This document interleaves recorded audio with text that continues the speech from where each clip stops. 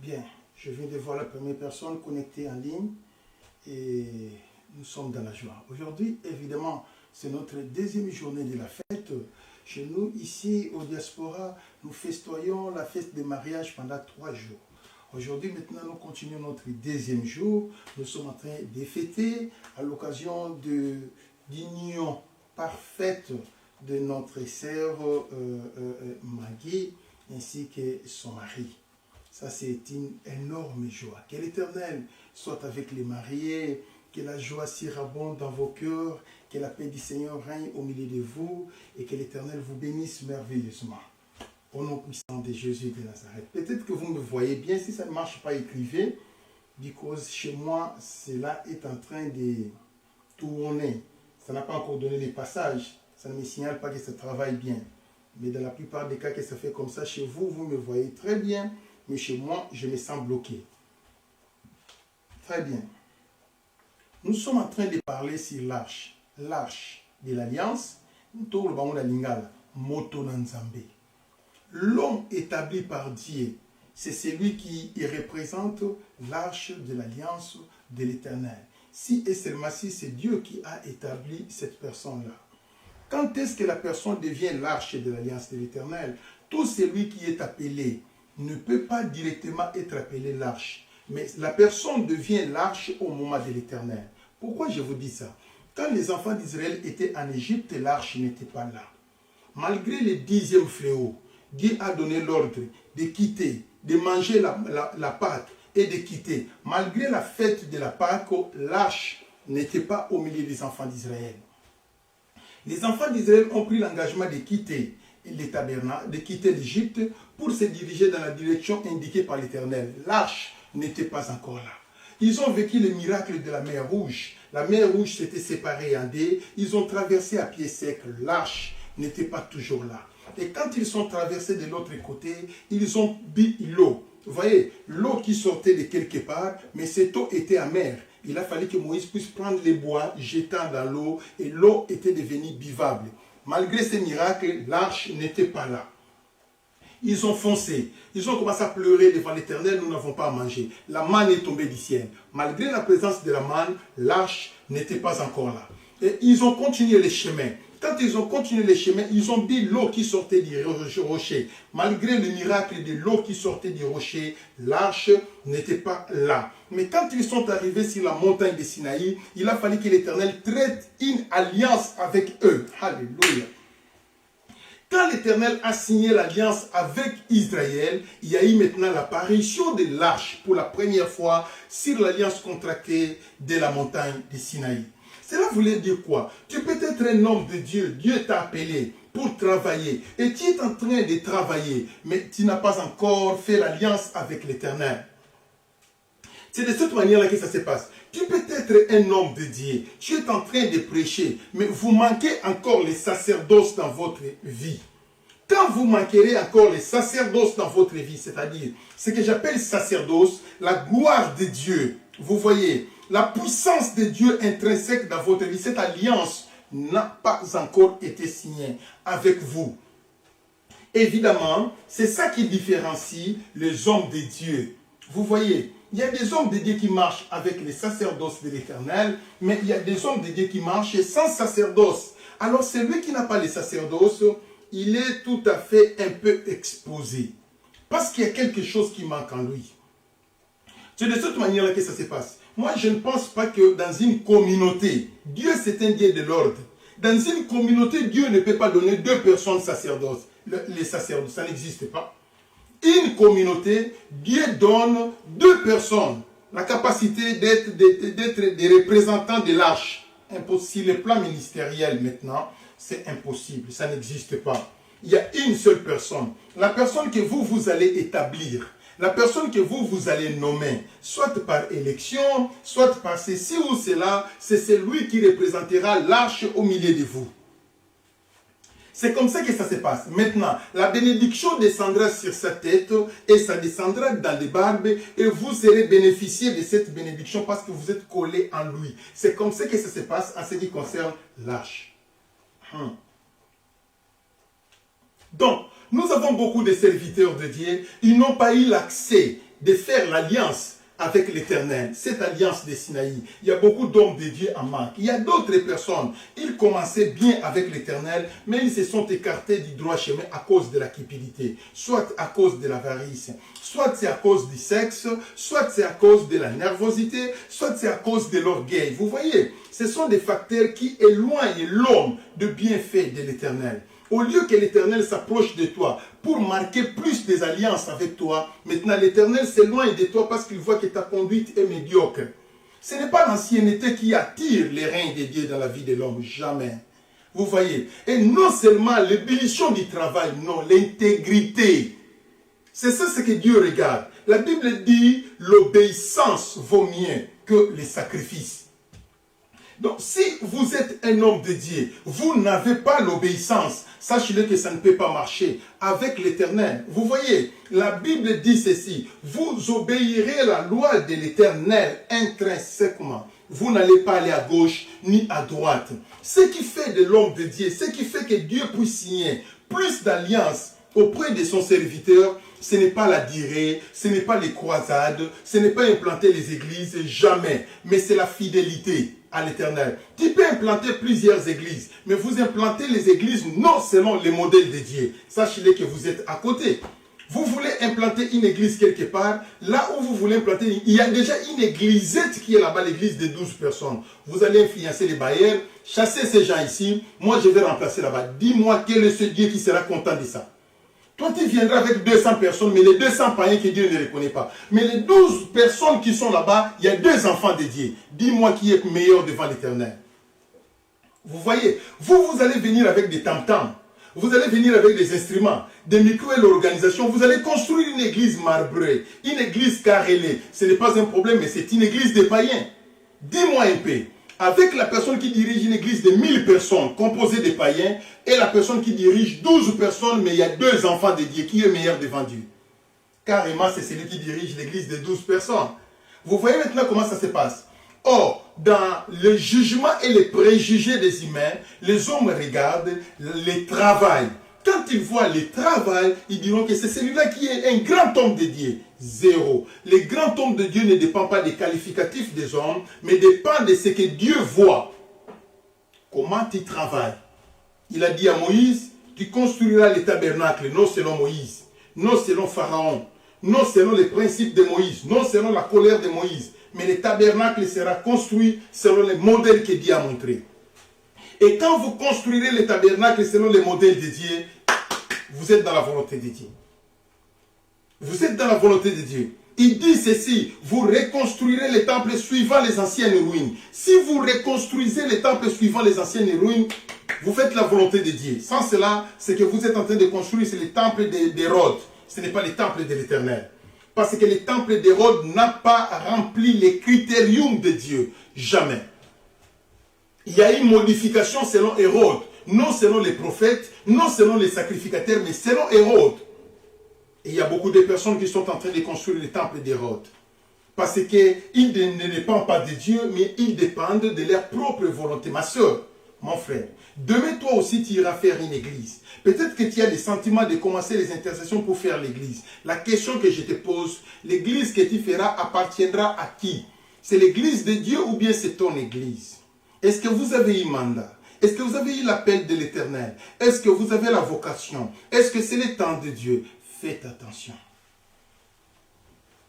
Il faut faire très attention à ce que je suis en train de vous enseigner. Maintenant, suivez-moi très bien de tout ce que je suis en train de vous dire. Ils étaient déjà des hommes de Dieu. Quand Dieu les avait appelés en Égypte, ils étaient des hommes de Dieu. Ils ont obéi à la voix de Dieu. Écoutez-moi bien. Ils ont traversé la mer Rouge. Ça, c'est le miracle de Dieu. Ils ont bu l'eau. Ça, c'est le miracle. Ils ont mangé la manne. L'eau du rocher, c'était le miracle. Mais l'alliance de Sinaï n'était pas encore signée. Il faudrait persévérer jusqu'à un certain moment. C'est comme ça avec notre Dieu. Avec notre Dieu, c'est comme ça. Pour que Dieu signe les alliances avec vous, vous devez être intègre, vous devez être fidèle en lui. Alors l'Éternel descendra pour marquer des alliances avec vous. C'est de cette manière-là que ça se passe. Ce n'est pas l'effet de beaucoup gêner, alors Dieu viendra faire les alliances avec toi. Jamais. Vous pouvez faire les jeûnes et prières. L'Église connaît que vous êtes à la retraite, mais vous êtes tout en étant sorcier. Quelle est l'alliance que Dieu fera avec toi? Vous avez les sangs des gens que vous avez mangé la bonne année de qui? Jamais. Il ne peut pas venir parce que Dieu sonde le cœur et les reins. Il est Monsieur les raisons, Monsieur la raison et Monsieur le juste, Monsieur la justice. On ne les trompe pas. Parce que lui, il ne voit pas la forme, il voit le cœur et les reins. Vous voyez la pensée de l'Éternel. Je bénis l'Éternel car il nous aime beaucoup. Il est tellement facile à toute personne de s'auto-proclamer. Moi, je suis enfant de Dieu. Il donne les années de la conversion. Mais c'est Dieu qui connaît la vraie conversion et la fausse conversion. C'est Dieu qui connaît ça. Une conversion qui est accompagnée de la nervosité, ils ont raté. Une conversion qui est accompagnée de l'impudicité, ils ont raté. Une conversion qui est accompagnée de l'ivresse, ils ont raté. Une conversion qui est accompagnée de la fausse, il y a hérésie à Rosaganate, ils ont raté. Ce sont des fausses conversions. C'est de cette manière-là que ça se passe. Vous voyez, maintenant c'est vous-même qui connaissez. Une conversion qui est accompagnée de mensonges. Vous vendez au marché, mais vous dites vous êtes converti. Mais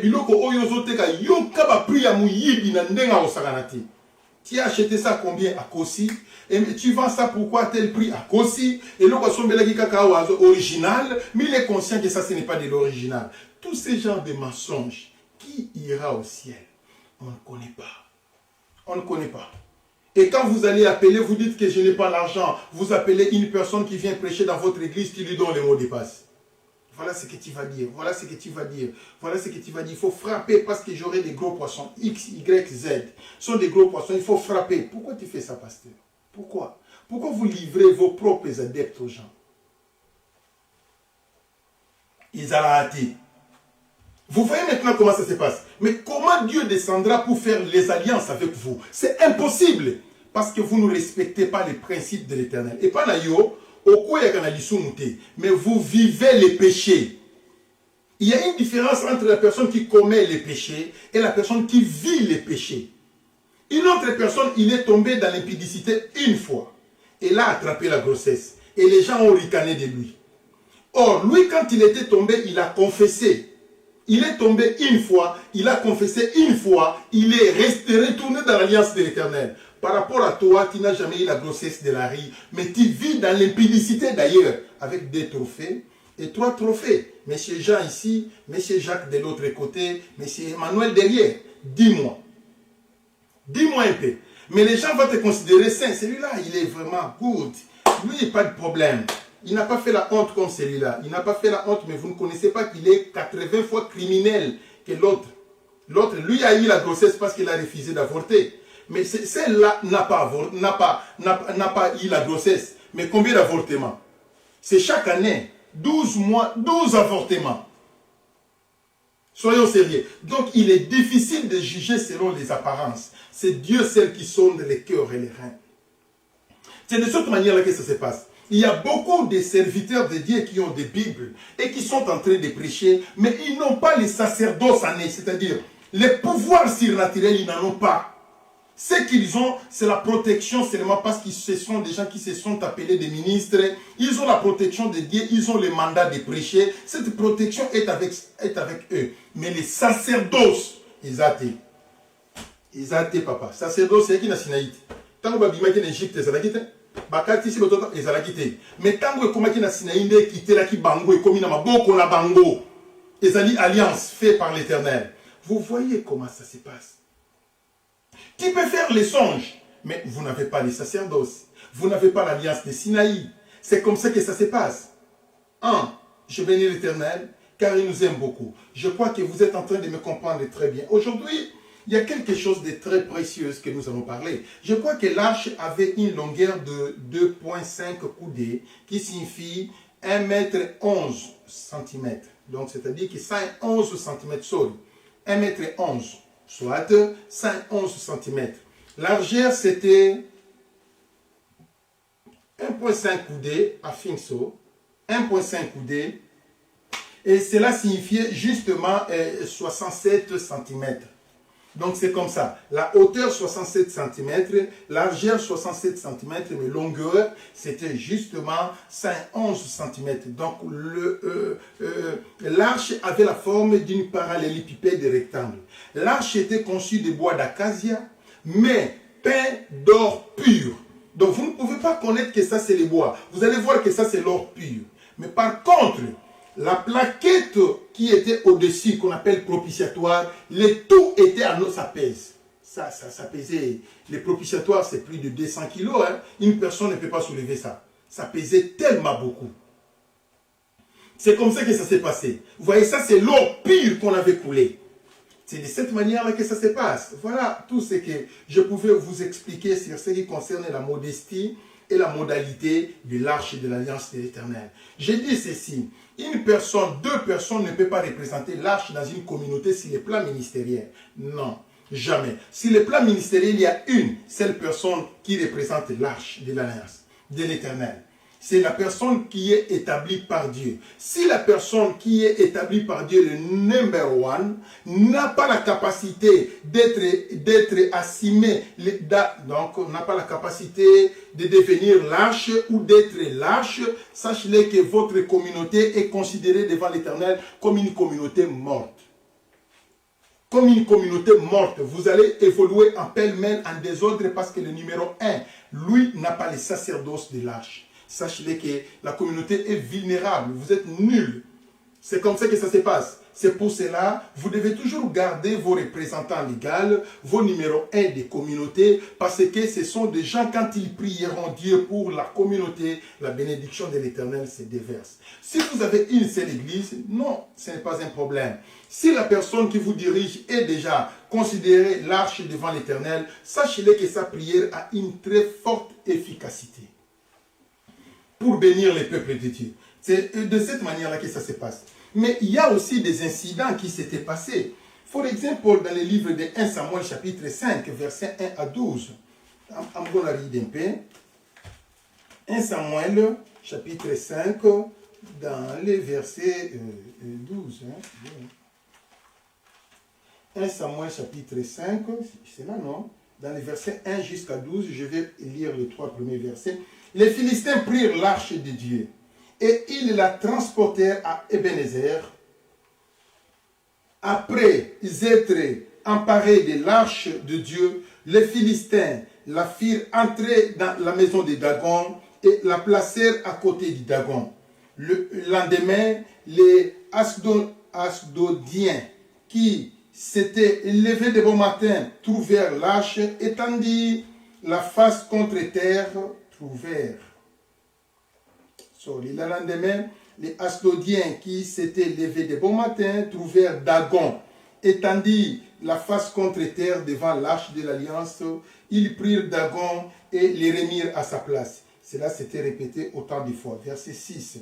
La main de l'Éternel s'apaisantit sur les Asdodiens et il mit la désolation parmi eux. Il les frappa d'hémorroïdes à Asdod et dans son territoire. Donc, parce qu'ils avaient caché l'arche de l'Éternel, ce qui n'était pas autorisé à naître, Dieu les avait frappés de l'hémorroïde et ainsi de suite.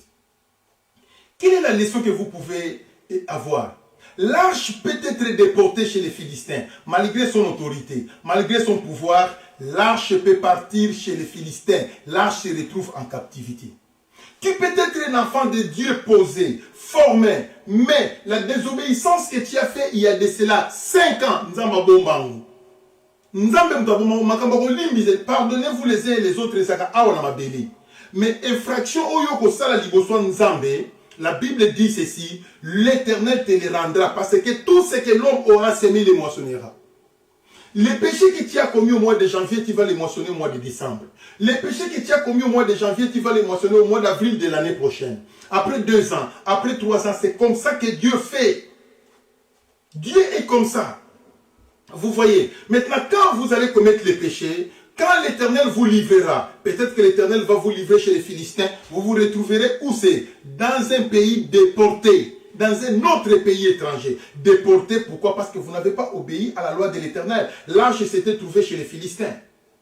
Vous voyez maintenant comment ça se passait. Mais c'est par la permission de l'Éternel, bien sûr, parce qu'Israël n'obéissait pas. Ceci voulait dire quoi? Tu peux être un homme de Dieu chevronné, mais à cause de la désobéissance, l'Éternel peut faire ça devant toi, contre toi. Tu te retrouves dans une chronicité de la maladie, entre guillemets.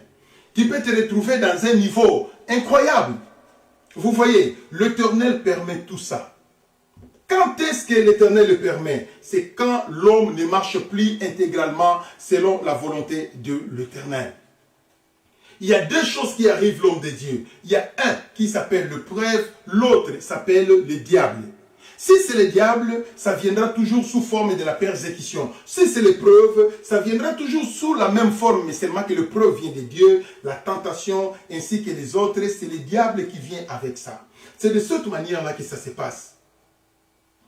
Écoutez-moi ma soeur, tu peux représenter l'arche de l'alliance. Mon frère, tu peux représenter l'arche de l'alliance. Mais en cas de la désobéissance devant l'Éternel, l'arche peut se retrouver chez le Philistin. L'arche peut se retrouver dans un positionnement d'humiliation incroyable. Tu peux être un homme de Dieu chevronné, Dieu t'aime, Dieu t'utilise, mais tu peux te retrouver dans un positionnement d'humiliation incroyable. Écoutez, Dieu ne châtie que ce qu'il aime.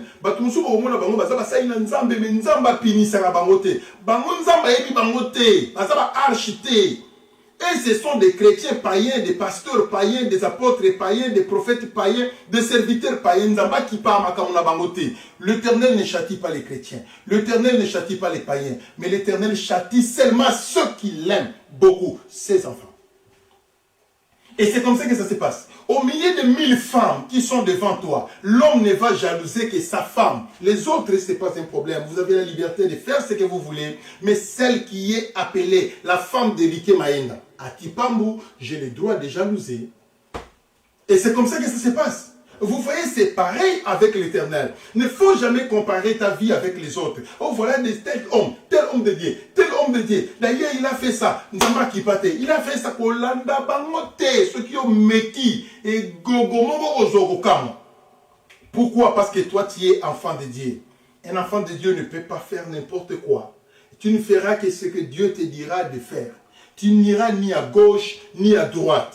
Dans ta vie, c'est seulement la volonté de Dieu que tu accompliras. Mais quand tu vas essayer d'imiter les Cananéens, les Jébusiens, les Amoréens, les Éviens, les Étiens, si vous les imitez, l'Éternel vous livrera aux Philistins. Vous auriez des problèmes devant l'Éternel. Il y aura des calamités, il y aura des sécheresses, il y aura des épreuves, il y aura de ceci, de cela, parce que vous avez désobéi devant l'Éternel. Au lieu que l'église grandisse, l'église va commencer à dégringoler, il y aura toujours des problèmes similaires. Voilà tout ce que je pouvais vous parler sur ce qui concerne l'arche. Les gens qui sont appelés à être de l'arche devant l'Éternel, les gens qui ont fait une alliance exclusive devant l'Éternel, vous devez marcher dans la crainte de l'Éternel, car vous n'êtes pas comme tout le monde. Vous n'êtes pas comme tout le monde. Vous, dans votre cas, quand vous désobéissez, l'Éternel peut permettre à ce que tu puisses avoir une mort précoce parce que vous n'obéissez pas. Surtout si vous péchez contre les sacerdoces. Aïe, aïe, aïe. Si vous péchez contre les sacerdoces, l'Éternel se fâche directement. Commettez des petits péchés là, des péchés là qui dépendent de toi. Mais les péchés sacerdotaux, Dieu n'aime pas. Dieu n'aime pas. Dieu n'aime pas. Dieu n'aime pas. Ça peut t'écouter la vie. Il faut toujours faire attention. Si et seulement si vous êtes appelés à être enfants de Dieu. Yesterday, je vous avais dit une chose. Un prophète, Élie, n'avait pas le pouvoir d'entrer là où était l'arche. Il n'était pas Lévi. Élisée, l'homme le plus miraculeux de l'Ancien Testament, n'avait pas le pouvoir d'aller là où se trouve l'arche. Parce qu'il n'était pas Lévi. Jamais. Et puis ça me l'a été. Aucun roi n'avait le pouvoir d'aller là où se trouvait l'arche. Jamais. Tu seras frappé de la mort comme Uza. Vous voyez comment ça s'est passé? C'est seulement les gens que Dieu avait établis. Et les gens que Dieu a établis, Dieu a mis en garde. Aaron, tu n'as pas le droit d'entrer continuellement dans les tabernacles, dans les sanctuaires de Dieu, sinon tu mourras. C'est ce que Dieu a dit à Aaron, qui est Aaron, le souverain sacrificateur. C'est pourquoi ils entraient là-bas une seule fois par année. C'est Dieu qui a dit. Lisons. Lévitique, chapitre 16, verset 2. Lévitique, Dieu. Je cherche encore Lévitique. Je cherche. Aujourd'hui, c'est la fête. C'est Maggie qui a fait les mariages. Ceux qui sont alliés, Tokomila, ceux qui sont alliés, Tokolia, ceux qui sont alliés, Tokosepela. Ouh, Maggie Abali. Que Dieu soit loué. Je suis dans le livre de Lévitique, chapitre 16, dans le verset 2, il est écrit. I'm joking here. Ah oui, hein, c'est ça la vie. Hein? Wow.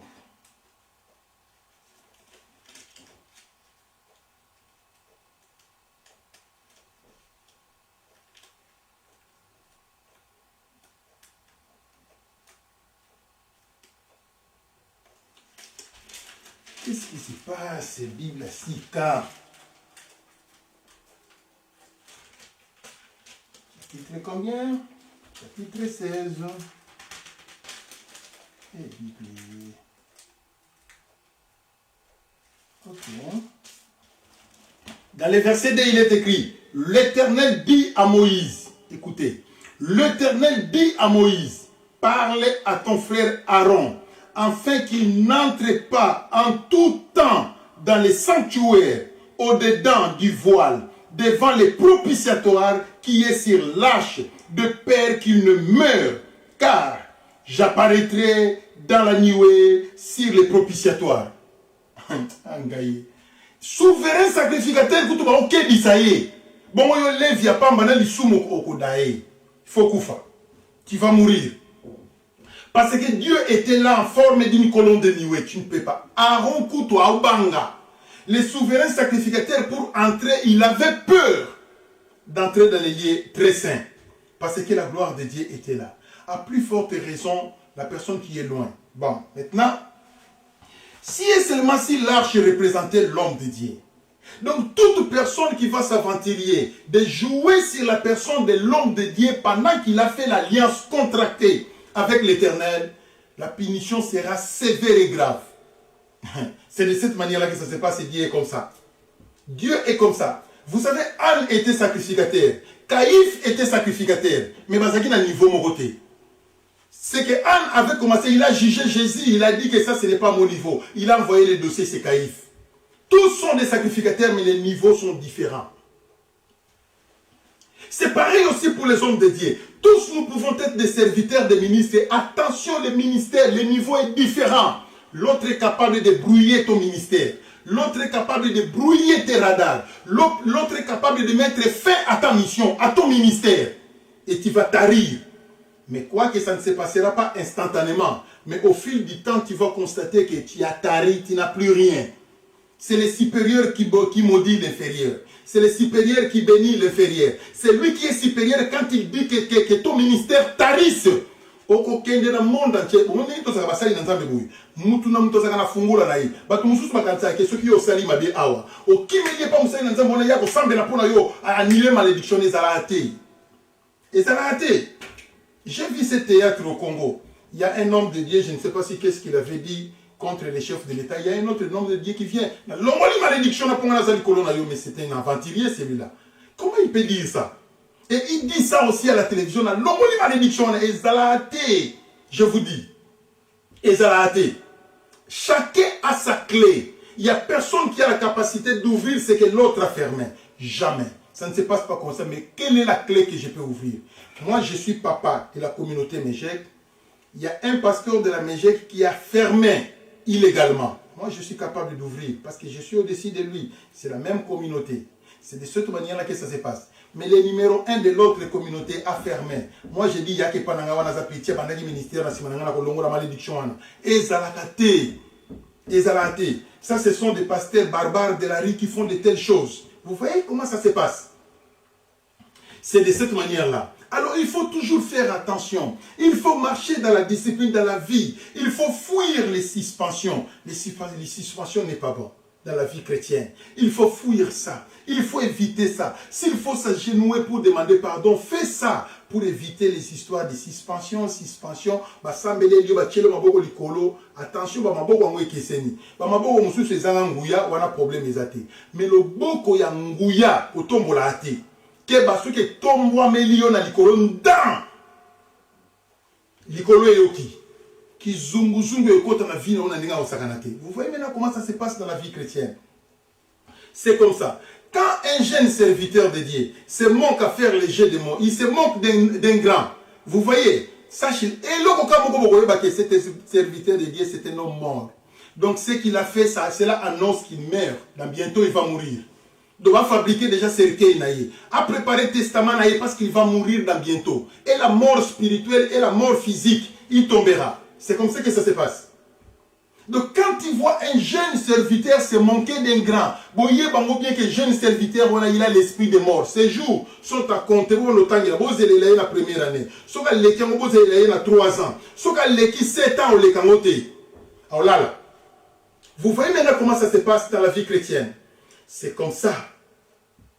Mais une personne qui ne maîtrise pas les Écritures, lui ne comprend pas ça. Il ne comprend pas ça, il les lit, il est souverain. Tous nous sommes des états-là.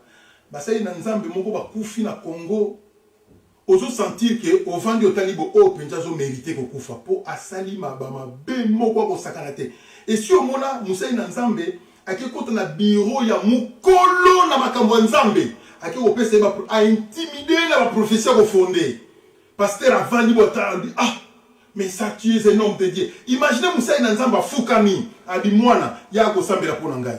Yazo mona ngo gloire, mana imposa yeme, aux joints de jugement, makala moto liboko na yo ezika ki mukolo wana yo yebaite. Ozwa liboko na yo, otia likolo ya ekumani. Bongo oza en ordre na nzambe te, ozikiti okufi, na simba te, jamais. Na simba te? Na simba te. Soko ningi na sambela pono na simba ta makolo na yo. Na simbi makolo na yo na sambeli, e simba na nzambe pe ayoka na ye. Ezaka te na zwa liboko na ngana tia likolo mutuno na simba te. Jamais. Vous voyez comment ça se passe. Donc dans la vie, il faut être prudent. Dans la vie, il faut être sage. Mais si tu n'as pas les principes de l'Éternel, le principe de la Bible vous évolue en désordre, votre ministère s'achève demain matin. Demain matin, le ministère s'achève. Voilà comment ça se passe. Voilà, mes bien-aimés, de tout ce que je pourrais vous parler sur ce qui concerne l'arche. J'ai encore ajouté une nouvelle notion sur l'arche, que l'arche pouvait être déportée chez les Philistins. Cela ne veut pas dire que Dieu a abandonné. Mais plutôt l'arche se retrouve chez les Philistins à cause de la désobéissance. Tu es un enfant de Dieu. À une certaine période, tu peux marcher dans la désobéissance. L'Éternel permettra à ce que tu sois humilié. Cela ne veut pas dire que Dieu t'a abandonné. Cela ne veut pas dire que l'alliance de Dieu est rompue avec toi. Non, mais c'est le temps de la leçon, car c'est l'épreuve pour toi. C'est comme ça que ça se passe. Mais pendant que tu seras en captivité, tu vas crier vers l'Éternel. L'Éternel ne descendra pas pour te secourir jusqu'à son temps. Il viendra pour te secourir. C'est ça la vie chrétienne. Le message d'aujourd'hui ne concerne pas tout le monde, ne concerne que les enfants de Dieu. C'est seulement les enfants de Dieu nés de nouveau qui pouvaient me comprendre. Mais ceux-là qui sont dans les parvis, ceux-là qui sont dans les cours du temple ou dans l'avenue du temple, ils ne peuvent pas me comprendre. Jamais. Pour comprendre Matthieu, il faut comprendre que ma pasteur est solo. Mais si vous bongo Matthieu, jamais. Voilà tout ce que je pouvais vous parler. Ok, je bénis l'Éternel.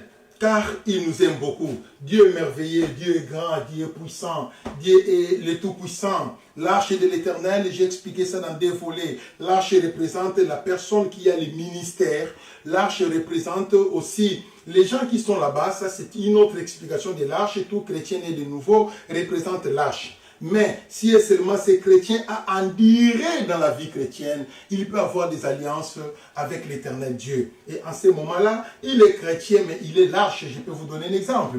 Est-ce que Osborne a été représentant légal? Non. Et Osborne a travaillé dans son église jusqu'à ce qu'il a rendu l'âme. Mais Osborne était l'arche de l'alliance de l'Éternel. Ne jouez pas. Vous voyez maintenant comment ça s'est passé. Il avait un ministère mis à part de sa communauté, mais il travaillait dans sa communauté. Quand l'Éternel donne à une personne de la communauté l'arche, sachez-le qu'il a un ministère mis à part. Il travaillera dans la communauté, mais c'est un élément mis à part. Il est comme une baleine, on ne peut pas le placer dans l'aquarium. Laissez-lui évoluer dans les fleuves ou dans la mer. C'est de cette manière-là que ça se passe. Voilà tout ce que je pouvais vous expliquer, en grosso modo. Quoique chez nous, au Congo, il est difficile de trouver une personne avec un ministère détaché, mais il est dans sa communauté. Il dira, pourquoi je vais travailler pour les représentants légaux? Moi, je vais travailler pour moi-même. Je vais me détacher. Je sais, vous savez pourquoi? Il y a des églisettes, il y a beaucoup d'incidents, beaucoup d'accidents, parce que l'alliance de l'Éternel n'était pas là. Il n'y a pas l'alliance de l'Éternel avec tout ce que vous êtes en train de faire, quoique c'est Dieu qui vous a appelé. Mais il n'y a pas l'alliance. C'est comme ça que ça se passe. L'Éternel avait appelé Abraham. Oui, je sais que c'est Dieu qui a appelé Abraham. Il a donné à Abraham les terres. Je suis d'accord, mais il a donné à Abraham les promesses, mais pas les alliances. L'alliance était venue sur la montagne de Sinaï. D'ailleurs, on a appelé cela l'ancienne alliance. L'inauguration de l'ancienne alliance a eu lieu 2500 ans plus tard. Vous voyez comment ça s'est passé. Mais par contre, Abraham, c'est une personne qui a réussi des prophéties. Je ferai de toi le pur de la multitude. Et je ferai de ta postérité comme les étoiles du ciel. Abraham s'était limité là. Mais l'arche était venue sur la montagne de Sinaï. L'alliance, c'est sur la montagne de Sinaï. Ne jouez pas avec ça. L'Éternel a dit avec tous les prophètes, c'est avec des songes et des visions que je leur parlais. Mais avec Moïse, je les parle face à face.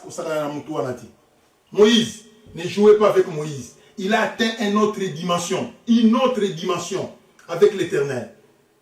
Il est arrivé d'atteindre une autre dimension avec l'Éternel. Une personne qui parle avec Dieu face à face, il ne le voit pas, mais au moins, Dieu est en face de Moïse. Dieu lui a remis la tablette de mets ta main. Lui ne voyait pas la main de Dieu, mais c'est la main de Dieu qui lui a dit, prends la tablette là. Oh. Jamais une personne ne pouvait être égalée à Moïse dans tout l'Ancien Testament. Jamais. Moïse égale à Moïse. Vous voyez comment ça s'est passé? C'est de cette manière-là. Je bénis l'Éternel, car il nous aime beaucoup. Malgré que l'homme le plus prodigieux de l'Ancien Testament était Élisée. Élisée ne représentait rien devant Élie. Élie avait toujours le pouvoir de sanctionner les miracles d'Élisée.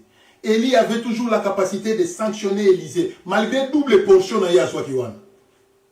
Vous voyez comment ça se passe dans la vie chrétienne? C'est de cette manière-là. Je bénis l'Éternel car il nous aime beaucoup. Que Dieu soit exalté. Que Dieu soit glorifié. Nous sommes arrivés à la fin. Soulevez les mains. Nzambe, Nzambe, batelaka banana yo, Nzambe sokio, o bateli elo gae zali. Nzambe, Nzambe, batelaka banana yo sokio, o bateli elo gae zali. Tu vas prier. Dis à Dieu, apprends-moi à faire ta volonté selon ta pensée. Dis à Dieu, apprends-moi de marcher selon ta volonté. Prions maintenant tout le monde.